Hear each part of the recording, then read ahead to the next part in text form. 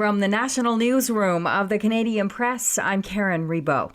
Today marks 5 years since the World Health Organization classified COVID-19 as a pandemic. The moment 5 years ago changed the world forever. The head of the World Health Organization declaring COVID-19 a global pandemic. COVID-19 can be characterized as a pandemic. The deadly virus spreading around the world, leading to lockdowns. Washington state recorded the first COVID case in the U.S., but New York City later became the epicenter. Michelle Franzen, ABC News. Doctors who were thrust into national fame when the COVID-19 pandemic hit 5 years ago today say they try to focus on positive feedback from the public rather than the angry backlash they faced. We will all be wearing masks in public spaces. BC's Public Health Chief Dr. Bonnie Henry still has a security detail today because of threats against her and her family from people furious over masking orders, lockdowns, or COVID vaccination. Henry says some people were lashing out in a time of crisis, but she continued to emphasize the importance of kindness and getting through the pandemic together. There are still no details on the exact timing, but Mark Carney has promised a smooth and speedy transition to the Prime Minister's office. Yes, the transition between the Prime Minister and myself, that transition will be seamless and it will be quick.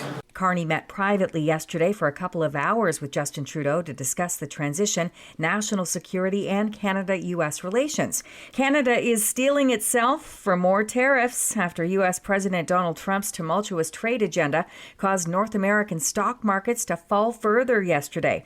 Toronto's key index lost 1.5%, while New York's Dow Jones lost 2.1%, and the tech-heavy NASDAQ plummeted 4%. Trump has promised to lift exemptions on Wednesday and hit Canada with 25% levies on steel and aluminum, bringing more uncertainty to markets already spinning in circles by the president's inconsistent tariff threats. Trump launched a trade war against Canada and Mexico last week, but paused parts of it days later in response to pleas from the automotive industry. Don Mitchell, the Canadian Press. Ontario is now charging 25% more for electricity shipped to 1.5 million American homes and businesses across Minnesota, New York State, and Michigan, all in response to Trump's tariff plans. Premier Doug Ford told PBS NewsHour last night Trump has disappointed many on both sides of the border. We have probably 1 million Americans living in Canada, 1 million Canadians living in the U.S.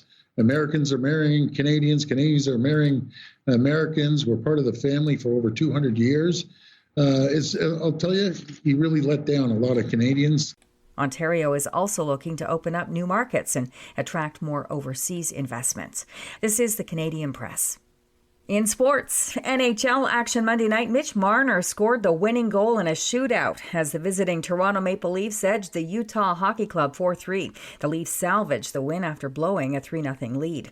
Linus Ullmark made 48 saves, and the Ottawa Senators won their third straight by 1 goal by edging the visiting Detroit Red Wings 2-1. Tage Thompson scored twice, and the Buffalo Sabres snapped a 6-game losing skid with a 3-2 victory over the visiting Edmonton Oilers. In basketball, A.J. Lawson came off the bench for 32 points and 12 rebounds, both career highs, to lead the Toronto Raptors past the Washington Wizards 119-104.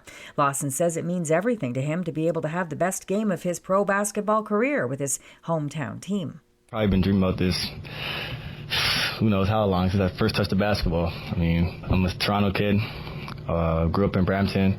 Having a performance like this, it just means everything. It's like for the city, for family. From the Canadian Press, I'm Karen Rebo. Thanks for listening. Don't forget to follow and subscribe. For more of today's top stories, visit thecanadianpressnews.ca.